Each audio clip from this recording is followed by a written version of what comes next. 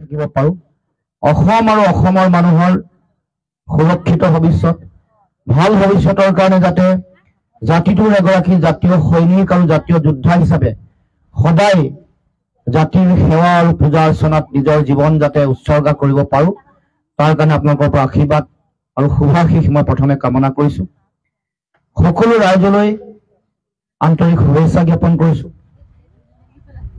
আৰু উপস্থিত ৰাইজক মই সংগ্ৰামী অভিনন্দন জনাইছো কাৰণ ৰাইজ আপোনালোক সকলোৱে এক বিশেষ যুঁজৰ কাৰণে এখন বিশেষ যুদ্ধৰ কাৰণে সকলো ৰাইজ সাজু হৈছে এই যুঁজখন কেৱল মাত্ৰ ৰাজনৈতিক যুঁজেই নহয় এই যুঁজখন জাতিটোক যিসকলে অন্যায় কৰিছে যিসকলে ডিব্ৰুগড় লোকসভা সমষ্টিৰ মৌলিক সমস্যা সমাধান কৰিব নোৱাৰিলে যিসকলে সমগ্ৰ ভাৰতবৰ্ষৰ ভিতৰতে ডিব্ৰুগড় লোকসভা সমষ্টিৰ এটা সুকীয়া স্থান আৰু নাম থকাৰ পাছতে এই সমষ্টিটোৰ যিবোৰ মূল বিষয় মূল দাবী মূল সমস্যাসমূহ ৰাষ্ট্ৰীয় স্তৰত যিসকলে তুলি ধৰিব নোৱাৰিলে আৰু দিল্লীৰ মসনদৰ পৰা আমাৰ অধিকাৰ যিসকলে আজৰি আনিব নোৱাৰিলে তেওঁলোকৰ বিৰুদ্ধে যুঁজ এইখন ৰাইজৰ যুঁজ এইখন যুঁজ জনতাৰ যুঁজ আৰু সেইকাৰণে এইবাৰ নিৰ্বাচনত বিজেপি দলৰ যিগৰাকী প্ৰাৰ্থী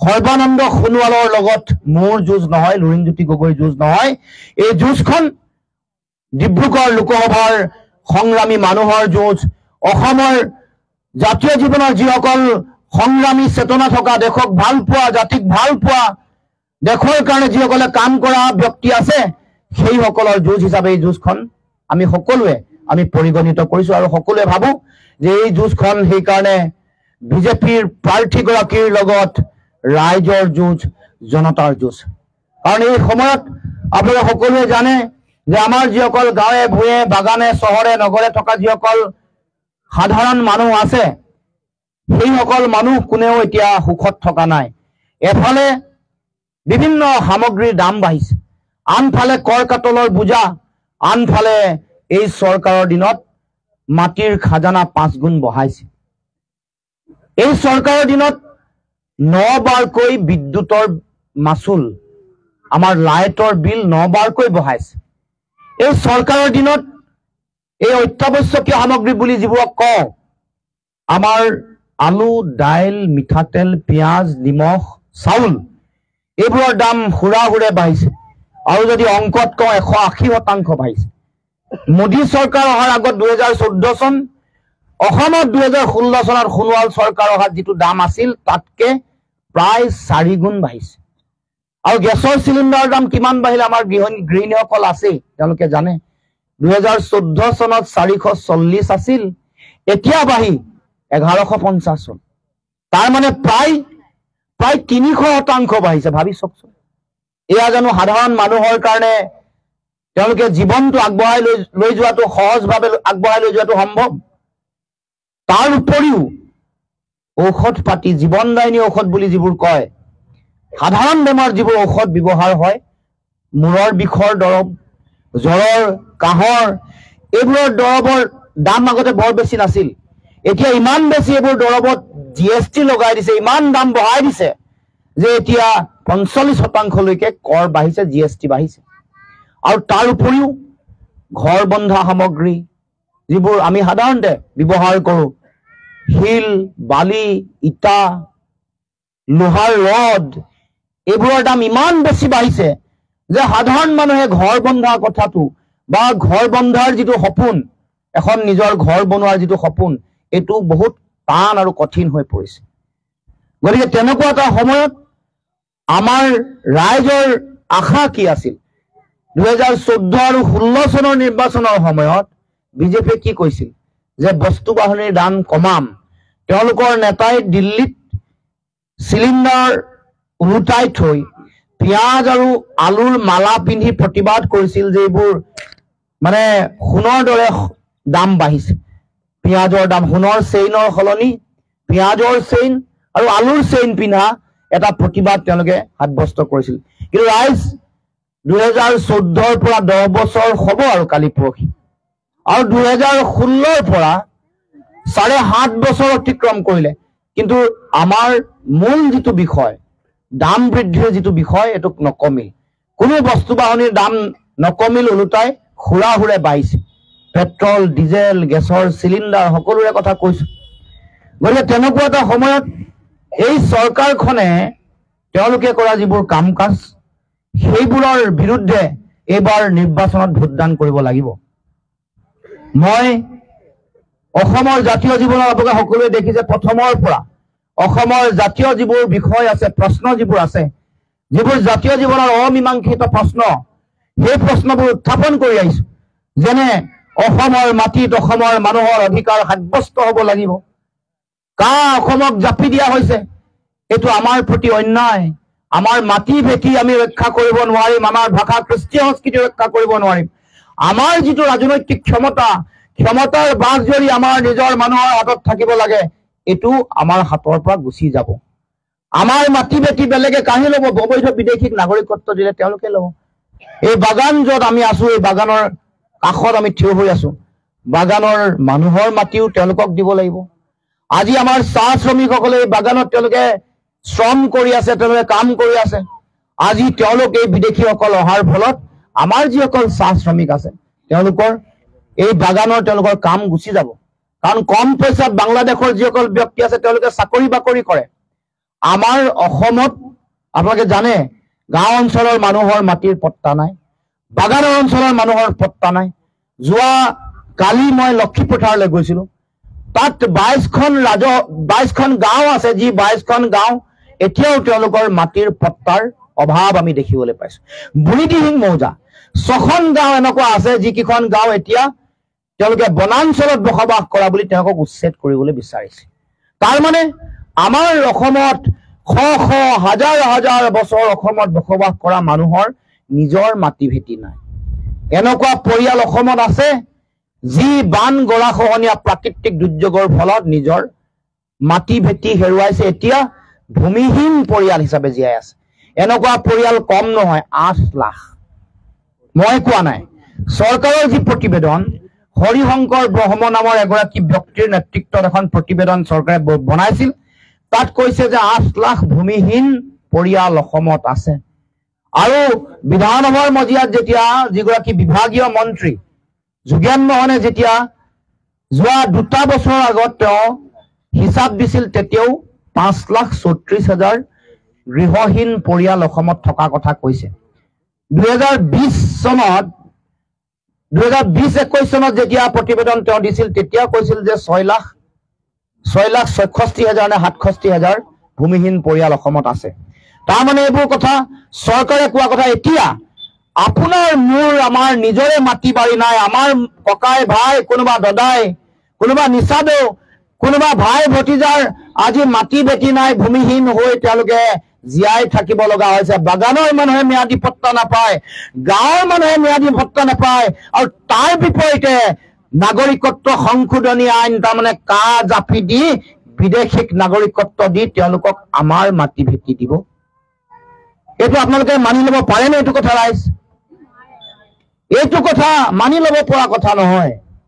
কাৰণ আজি ইয়াৰ প্ৰভাৱ আজি দেখা নাই কা আইনখনৰ কাইলৈ দেখিব বাগানৰ মানুহেও দেখিব গাঁৱৰ মানুহেও দেখিব এতিয়া বাগানত থকা সকলো মানুহে এইবোৰ কথা গম পাইছে যে তেওঁলোকে আহিলে তেওঁলোকে কম পইচাত খাটে কম টকা পইচাত খাটে আজি বাগানৰ যিটো মজুৰি তাতকৈ কমত খটা আৰম্ভ কৰিব তেওঁলোকক মজুৰি তেওঁলোকক চাহ বাগানত নিযুক্তি দিব শ্ৰমিক হ'ব আৰু চাহ বাগানৰ আমাৰ যিসকল শ্ৰমিক আছে তেওঁলোকে নিজৰ কাম হেৰুৱাব লগা হ'ব গতিকে এইবোৰ কথা আমাৰ বৰ ডাঙৰ বিষয় এইবোৰ সকলোৱে বুজি পাব লাগিব গতিকে আজি উপলব্ধি নকৰিব কিন্তু 50 বছৰ 40 বছৰ 100 বছৰৰ পিছত ইয়াৰ প্ৰভাৱ আপুনি মইতো এখন পৃথিৱীত নাথাকিম আমাৰ ল'ৰা ছোৱালী আমাৰ নাতি পুতি আমাৰ সন্তান সন্ততিয়ে তেওঁলোকে ক'ব যে এইসকল ব্যক্তিয়ে আমাক জাতিটোক কৰা অন্যায়ৰ বিৰুদ্ধে মাত নামাতিলে কাৰণে আজি আমাৰ মাটি বাংলাদেশীয়ে লৈ ল'লে আমাৰ বাগান বাংলাদেশীয়ে লৈ ল'লে গতিকে ৰাইজ সেই যিসকলে অন্যায় কৰিছে জাতিটোক অসমক তাৰ ভিতৰত অন্যতম ব্যক্তিগৰাকী হ'ল বিজেপিৰ প্ৰাৰ্থীগৰাকী কাৰণ কা যেতিয়া জাপি দিছে তেওঁ অসমৰ মুখ্যমন্ত্ৰী 5 গৰাকী শ্বহীদক যেতিয়া গুলিয়াই হত্যা কৰিছে তেওঁ অসমৰ মুখ্যমন্ত্ৰী যেতিয়া অসম চুক্তিত নচ্ছাত কৰি দিয়া হ'ল তেতিয়া তেওঁ অসমৰ মুখ্যমন্ত্ৰী। অসম চুক্তিৰ 6 নম্বৰ দফা প্ৰতিবেদন দি কমিটি বনাই যেতিয়া কাৰ্যকৰী নকৰিলে, দিল্লীত যেতিয়া জমা নিদিলে, ধোঁৱা চাঙত তুলি থলে, সেই সময়ত তেওঁ মুখ্যমন্ত্ৰী। 6 জনগোষ্ঠীৰ জনজাতিকৰণ, মৰাণ, মটক, আমাৰ চাহ জনগোষ্ঠী বা আদিবাসী বা আহোম বা চুতীয়া আৰু কোচ ৰাজবংশীসকল, তেওঁলোকক জনজাতিকৰণ নকৰিলে, সেই সময়ত তেওঁ মুখ্যমন্ত্ৰী। যিসকল জনজাতি আছে, যিসকল ST আছে, তেওঁলোকৰ 6 শিডিউল এৰিয়াত তেওঁলোকৰ অধিকাৰ যেতিয়া সাব্যস্ত হোৱা নাই, মুখ্যমন্ত্ৰী তেওঁ নতুবা তেওঁ দিল্লীত আছে সংসদৰ মজিয়াত, যাৰ কাৰণে তেওঁ যুঁজিব লাগিছিল, নুযুঁজি তেওঁ মনে মনে থাকিল, আত্মসমৰ্পণ কৰিলে আৰু নিজৰ জাতিটোৰ যিটো ধ্বংসযজ্ঞ এইটো নিজে নিজে মনে মনে আহুতি দি আছে। তেওঁ নীৰৱ দৰ্শক হৈ, চৰ্দাৰ হৈ জাতিটোক কৰা অন্যায় নীৰৱে মনে মনে চাইছে। গতিকে ৰাইজ, আপোনালোকৰ এইটো বিচাৰ কৰাৰ সময়। আপোনালোকে এই কথা বতৰাবোৰ এটা জাতিক, আমাৰ মানুহক কৰা অন্যায়ৰ উত্তৰ দিয়াৰ সময়। উত্তৰ দিবলৈ 5 বছৰৰ মূৰত এবাৰে পায় সুযোগ, এই নিৰ্বাচন, লোকসভা নিৰ্বাচন। নহলে নিৰ্বাচনৰ সময়ত আমাৰ ৰাজনৈতিক ব্যক্তিসকল আহে যায়, আপোনালোকৰ সমস্যা কিন্তু কেতিয়াও সমস্যা হৈ থাকে, সমস্যাৰ সমাধান নহয়।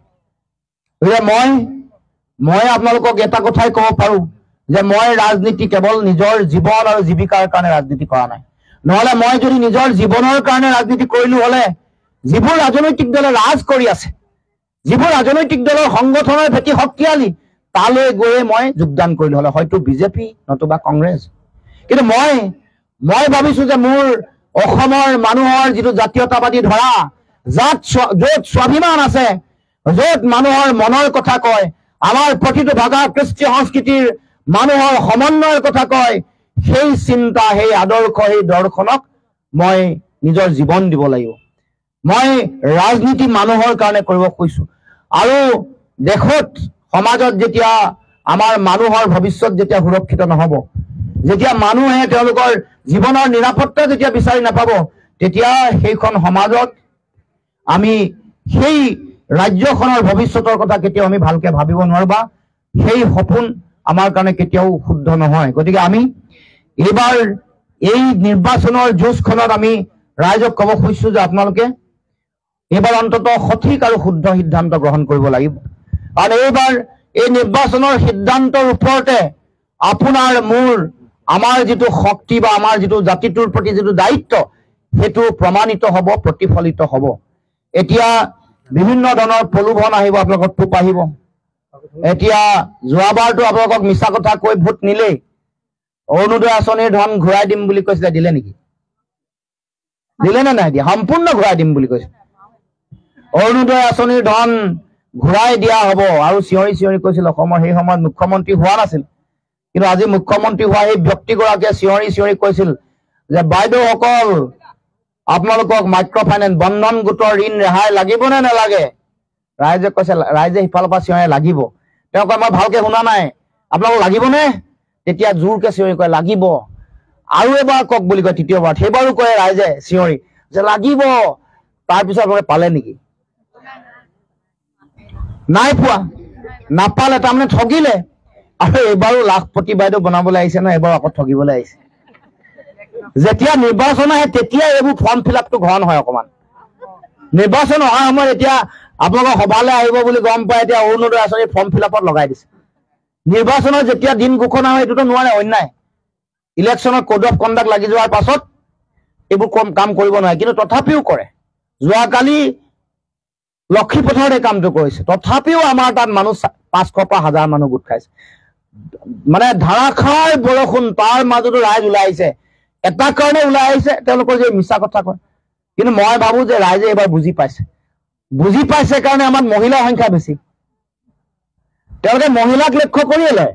যোৱাবাৰ বন্ধন গোটৰ ঋণ ৰেহাই হৈ এইবাৰ লাখপতি বাইদেউ এইবাৰ কামত দিয়া নাই। এইবাৰ এইটো দৰৱ কামত দিয়া নাই। ৰাইজেও কৈছে যে আমাক এইবাৰ বাকী নচলিব, বাকী মানে ফাঁকি। গতিকে এবাৰ নগদ নগদ দিবা, নগদি কাৰবাৰ আৰু দিবা, যদি আগতে পাওঁ তাৰপিছত সিদ্ধান্ত ল'ম। তাৰপিছতো ৰাইজে কৈছে যে যদিও আমাৰ কিবা আঁচনিৰ ধন দিছে, তাৰমানে আমিতো বিজেপিৰ নিকিনা গোলাম নহয়। মন গ'লে আমাক কৈ দিব যে আমাক বিজেপিত পদুম ফুলত ভোট দিব লাগিব। আৰু আমি কথা পাতি আছো এতিয়া পদুম ফুল মানে পদুম ফুল হৈ থকা নাই, পদুম ফুল এই মিছা প্ৰতিশ্ৰুতি দিয়াৰ কাৰণে পদুম ফুল এতিয়া এপ্ৰিল ফুল হৈ গৈছে। মানে যিমান মিছা কথা কয় সিমান কয়। জাতি মাটি ভেটি ৰক্ষা কৰিম বুলি কৈছিলে, মাটি বাংলাদেশক দিলে। ভেটি কা আইনখন জাপি দি আমাৰ ভেটি বাংলাদেশক দিবলৈ ওলাইছে। মাটি আৰু ভেটিত গ'ল যেতিয়া জাতি আৰু ক'ত থাকিব? দুৰ্নীতিমুক্ত অসম হ'ব বুলি কৈছিলে। আমাৰ সোণোৱাল চাহাবৰ দিনত SI কেলেংকাৰী হ'ল, PNRD কেলেংকাৰী হ'ল, বন বিভাগৰ কেলেংকাৰী হ'ল, জনসংযোগৰ কেলেংকাৰী হ'ল।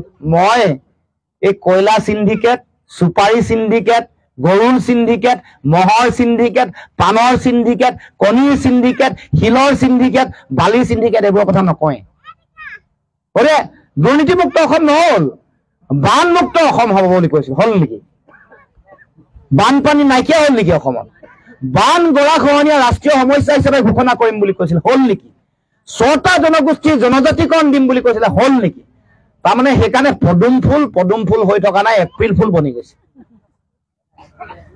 গতিকে ৰাইজ, আমি এবাৰ কিন্তু সিদ্ধান্তটো লওঁতে আমি সঠিক আৰু শুদ্ধ সিদ্ধান্ত ল'ব লাগিব।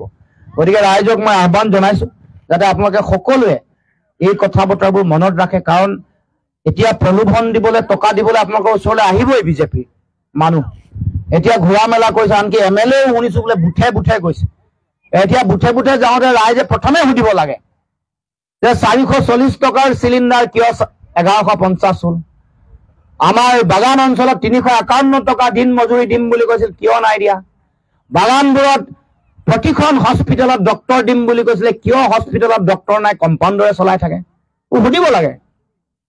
আৰু ইয়াত চাহ বাগিচাৰ বহুত মানুহ আছে। আমি আমাৰ বিৰোধী ঐক্য মঞ্চ, কংগ্ৰেছ, জাতীয় পৰিষদ, ৰাইজৰ দল, আমাৰ চৰকাৰ হলে আমি এটা বিশেষ প্ৰতিশ্ৰুতি দিছো। আমাৰ যিসকল মহিলাই কলম দিয়ে নহয়, 12 নল কলম দিব লাগে। চাহ বাগিচা কলম দিয়ে নহয়, কলম দিয়াটো বৰ ভাল কাম নহয়। মহিলাসকলৰ সকলো গাত, তেওঁলোকৰ শৰীৰত বেয়াকে প্ৰভাৱ পৰে, তেওঁলোকৰ ভৱিষ্যতৰ সন্তান সন্ততিৰ ওপৰতো প্ৰভাৱ পৰে। সেইকাৰণে আমি বেলেগ বেলেগ প্ৰতিশ্ৰুতি দিয়াৰ উপৰি এইটো কৈছো যে আমাৰ চৰকাৰ আহিলে চাহ বাগিচাৰ মহিলাসকলে কলম কৰা কাম বন্ধ কৰিম, এইটো বেন কৰিম। গতিকে আৰু ইণ্ডিয়াৰ যিবোৰ এলায়েন্সে তেওঁলোকে যিবোৰ প্ৰতিশ্ৰুতি দিছে, 1 লাখৰ গেৰাণ্টি, 1 লাখৰ গেৰাণ্টি মানে আমি হিতাধিকাৰী আঁচনিটো আমি কেতিয়াও খুব ভাল বুলি নকওঁ, কিন্তু জনকল্যাণকামী চৰকাৰ এখনৰো দায়িত্ব আছে যে দিব লাগিব, আঁচনিৰ ধন দিব লাগিব। কিন্তু দিছে কমকে দিছে। আমি কৈছো যে আমি দিম, দিয়াৰ উপৰিও কিন্তু আমাৰ ল'ৰা ছোৱালীবোৰে কেনেকৈ তেওঁলোকে আত্মসংস্থাপন পায়, চাকৰি নাপালেও উপাৰ্জন কৰাৰ বাট কেনেকে মুকলি কৰিব পাৰো, তাৰ কাৰণেও আমি পৰিকল্পনা প্ৰস্তুত কৰিছো। পৰিকল্পনা এনেকুৱা যে আমি আগতে কিছুমান ধাৰণা দিছিলো, ইউনিভাৰ্চেল বেচিক ইনকম বুলি কয়। তাৰমানে ছাত্ৰ ছাত্ৰীসকল যেতিয়া শিক্ষা দীক্ষা সাং কৰি ঘৰত এনেই বহি থাকে, যেতিয়ালৈকে চাকৰি নাপায় বা যেতিয়ালৈকে তেওঁলোকে কাম কাজ কৰি টকা পইচা অৰ্জন কৰিব নোৱাৰে, তেতিয়ালৈকে আমি এটা ভাত্তা দি থকা, মানে তেওঁলোকক ষ্টাইপেণ্ড দি থকা কথা কৈছো। ষ্টাইপেণ্ড দি ঘৰত বহি হাত সাৱটি বহি থাকি এইটো তেওঁলোকে যিটো ষ্টাইপেণ্ড ভাত্তা পাব লাগে নাপায়। তেওঁলোকে প্ৰশিক্ষণ ল'ব লাগিব। কোনোবাই খেতি বাতি কৰাৰ প্ৰশিক্ষণ, কোনোবাই উদ্যোগ বনোৱাৰ প্ৰশিক্ষণ, যাতে ভাত্তা শেষ হোৱাৰ লগে লগে যেতিয়া উদ্যোগ এটা বনাব, ইণ্ডাষ্ট্ৰি এটা খুলিব, যেতিয়া ফাৰ্মিং কৰিব, মানে ভাল ফাৰ্মিং মানে এনেকুৱা নহয় অকল মানে খেতি, আজিকালি বিভিন্ন ধৰণৰ খেতি ফাৰ্মিং কৰে, বিভিন্ন জন্তু, আমাৰ বিভিন্ন মাংস উৎপাদনৰ বিভিন্ন মানে জন্তু পোহে, এই যিবোৰ কথা, এইবোৰ ফাৰ্ম, তাৰ উপৰিও বিভিন্ন ধৰণৰ বেলেগ বেলেগ উদ্যোগ, এইবোৰ যিদিনাখন আৰম্ভ কৰিব সেইদিনাখনৰ পৰাই তেওঁৰ ভাত্তা বন্ধ হ'ব। তেওঁ কাম কৰা আৰম্ভ কৰিব, তেওঁ উৎপাদন কৰিব আৰু তেওঁ টকা পইচা আহৰণ কৰি এতিয়া আৰু চৰকাৰৰ ওচৰত হাত পাতি ভিক্ষাৰ টোপোলা পাতি তেওঁলোকে হাত পাতিব নালাগে। ল'ৰাই উপাৰ্জন কৰিব, মাক দেউতাকক ধুনীয়াকে খুৱাব বোৱাব সহায় কৰিব, নিজৰ ভায়েক ভতিজাকক পঢ়াব। আমি সেইকাৰণে কৈছো যে আমাৰ চৰকাৰ হলে আমি কল্যাণকামী চৰকাৰ হিচাপে আমাৰ আঁচনিৰ ধন দিমেই, কিন্তু তাৰ লগে লগে আমাৰ ল'ৰা ছোৱালীবোৰ যাতে আত্মনিৰ্ভৰশীল হয়, যাতে ল'ৰাটোৱে মৰ্যাদা সহকাৰে জীয়াই থাকিব পাৰে, নিজৰ পিতৃ মাতৃও যাতে নিজৰ ল'ৰাক লৈ গৌৰৱ কৰিব পাৰে যে মই চৰকাৰৰ ওচৰত হাত পাতি থকা নাই 1250 টকাৰ কাৰণে, মোৰ ল'ৰাই উৎপাদন কৰিছে, পইচা উপাৰ্জন কৰিছে আৰু মোকো ভালকে খুৱাইছে বোৱাইছে, ঘৰ বান্ধিছে আৰু মোৰ ভাই ভতিজাককো পঢ়াইছে আৰু তেওঁলোকক কৈছে যে বোপাইহঁত পঢ়া শুনা কৰিব লাগিব, পৃথিৱীৰ মানুহৰ লগত প্ৰতিযোগিতাত ফেৰ মাৰিব পাৰিব লাগিব, অকল অসমতে সোমাই থাকিলে নহব, সমগ্ৰ পৃথিৱীলৈ গৈ নিজৰ জ্ঞান বুদ্ধি প্ৰজ্ঞাৰে অসমীয়া সমাজ আৰু জাতিটোক আগবঢ়াই লৈ যাব লাগিব। তেনেকুৱা এটা পৰ্যায়লৈ আমি আমাৰ দলে বা আমাৰ বিৰোধী ঐক্য মঞ্চে আমি পৰিকল্পনা কৰিছো আৰু চৰকাৰ হলে এইবোৰ আমি কাৰ্যকৰী কৰিম। গতিকে ৰাইজ, আপোনালোকৰ কথাবোৰে দিল্লীত কবলৈ কোনোবা নহয় কোনোবা মানুহ লাগে, আপোনালোকৰ অধিকাৰ আজৰি আনিবৰ কাৰণে কোনোবা নহয় কোনোবা মানুহ লাগে। আমাৰ এই যে তেলৰ যি আমাৰ অইল ইণ্ডিয়া লিমিটেড আছে, এইবোৰ উদ্যোগ শক্তিশালী কৰিবৰ কাৰণে, নতুন নতুন প্ৰকল্প প্ৰজেক্ট আনিবৰ কাৰণে দিল্লীত আপোনালোকৰ প্ৰতিনিধি লাগে। এই চাহ বাগিচা অঞ্চলৰ মানুহৰ তেওঁলোকৰ দিন মজুৰি বঢ়াবলৈ কবৰ কাৰণে মানুহ লাগে।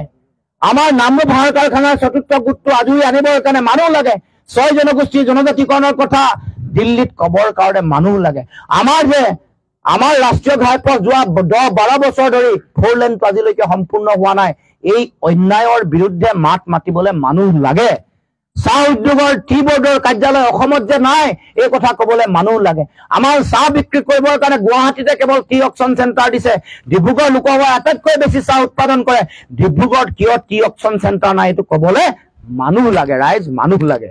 সেইকাৰণে আপোনালোকক আহ্বান জনাইছো যে আপোনালোকে সকলোৱে যাতে আমাক আশীৰ্বাদ প্ৰদান কৰে, নিজৰ ল'ৰা বুলি ভাবি, নিজৰ ভাই ভতিজা ভাগিন যি বুলিয়ে ভাবে আপোনালোকে সকলোৱে আশীৰ্বাদ কৰিব।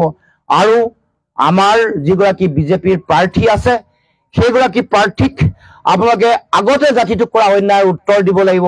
তেওঁ ইতিমধ্যে ৰাজ্যসভাৰ সাংসদ হিচাপে আছে আৰু তেওঁৰ কাৰ্যকাল 3টা বছৰ আছে। 3টা বছৰ কাৰ্যকাল থকাৰ পাছতো আমাৰ লগত ৰাজনৈতিকভাৱে যুঁজ কৰিবলৈ এইকাৰণে আহিছে যাতে তেওঁলোকে ভাবে যে আমি যে সমাজৰ কথা কৈ থাকো, মানুহৰ কথা কৈ থাকো, অন্যায় যে সহ্য কৰিব নোৱাৰো, অনীতি যেতিয়া দেখো তাৰ বিৰুদ্ধে যে মাত মাতো, এনেকুৱা ধৰণৰ কথা কোৱা মানুহ, সংগ্ৰাম কৰা মানুহ যেনেকৈ অখিল গগৈ ডাঙৰীয়া, গৌৰৱ গগৈ ডাঙৰীয়া তেওঁলোকে কৈ থাকে, তেনেকৈ এবাৰ লুৰিণজ্যোতি গগৈৰ কণ্ঠটোক যাতে তেওঁলোকে নাইকিয়া কৰি দিব পাৰে তাৰ কাৰণে তেওঁ ইয়ালৈ আহিছে। গতিকে আপোনালোকৰ ওপৰতে শক্তি, গণতন্ত্ৰত ৰাইজেই ৰজা, তেওঁলোকৰ যিমান ধনবিত আছে, টকা পইচা যিমান আছে আমাৰ নাই, আমাৰ শক্তিটো হল আপোনালোক। আৰু সেইকাৰণে যুঁজখন সৰ্বানন্দ সোণোৱালৰ লগত লুৰিণজ্যোতি গগৈ যুঁজ বুলি কোৱা নাই, এই যুঁজখন আপোনালোকৰ যুঁজ। এই নিৰ্বাচনত জয়লাভ যদি হয় আমাৰ খাটি খোৱা সংগ্ৰামী মানুহৰ জয় হব, আপোনালোকৰ জয় হব। আপোনালোকক কৰা যি অন্যায়, এই অন্যায়ৰ উত্তৰ আপোনালোকে ইভিএমৰ মেচিনত আপোনালোকে দিব। সেইকাৰণে মই আপোনালোকক সকলোকে শ্ৰদ্ধা জনাইছো। কেৱল মাত্ৰ আমাৰ চিম্বলটো আপোনালোকে মনত ৰাখিব, আমাৰ জাহাজৰ চিম্বল, কাৰণ বাগান অঞ্চলত সাধাৰণতে হাতত ভোট দিয়াৰ আপোনালোকৰ অভিজ্ঞতা বেছি। গতিকে যিহেতু এইবাৰ আমি একেলগে মিলি খেলিছো, এতিয়া কমিছে বুলি কৈছে, কিন্তু তথাপিও যিহেতু নতুন চিম্বল যোৱাবাৰ খেলিছিলো যদিও বহু মানুহৰ মাজত পৰিচয় নহল, কাৰণ 99 দিনত নিৰ্বাচন খেলিছো। গতিকে এইবাৰ আপোনালোকে আমাৰ চিম্বলটো মানুহৰ মাজলৈ লৈ যাব লাগিব। আৰু আপোনালোকেতো দিবই, আপোনালোক যিসকল আহিছে ইয়াত 200-300 গৰাকী মানুহ, আপোনালোকৰ 200-300 পৰিয়ালেও দিব, এইটো মই ঠিক ধৰি লৈছো। কিন্তু অকল নিজৰ পৰিয়ালটোৱে নহয়, গোটেই বংশৰ মানুহে দিব লাগিব, মিতিৰৰ মানুহে দিব লাগিব, জীয়ৰী মিতিৰৰ মানুহে দিব লাগিব। গতিকে সকলোকে আপোনালোকে ক'ব লাগিব। আৰু আপোনালোকে ঘৰলৈ গৈ ক'ব নোৱাৰিলেও আপোনালোকে ভগৱানে এইটো বৰ ডাঙৰ অস্ত্ৰ এটা দিছে, ভগৱান নহয় বিজ্ঞানীসকলে দিছে, এইটো ব্ৰহ্মাস্ত্ৰত ব্যৱহাৰ কৰি আমাৰ মানুহক আমালৈ আকৰ্ষণ কৰিব লাগিব। যিসকল তেওঁলোকৰ লগত আছে তেওঁলোককো ধাৰাসাৰী কৰিব লাগিব, বুজাব লাগিব যে জাতিটো থাকিলেহে তোমালোক থাকিবা, টকা পইচা ঘটি তেওঁলোকৰ লগত থাকি লাভ নাই, জাতিটো ৰাখিব লাগিব। প্ৰথম জাতীয় দায়িত্বটো পালন কৰক। সেইকাৰণে তেওঁলোককো বুজাব, 100% নুবুজিব, 50% আমালৈ আহিব। গতিকে বুজোৱাৰ কামটো আপোনালোকে ফোনত কৰিব। আৰু কৈছো যে এবাৰ আপোনালোকে দেখুৱাই দিয়ক আপোনালোকৰ শক্তি কিমান। আৰু আহ্বান জনাইছো যে আপোনালোকে, আমাৰ দলৰ সংগঠনৰ মানুহ আছে, ৰাতুল গগৈ ডাঙৰীয়াও আছে, আমি সকলো আছো, কিন্তু মূল কথাটো হ'ল আপোনালোকৰ শক্তিটোৰ ওপৰতে বহুত নিৰ্ভৰ কৰিব।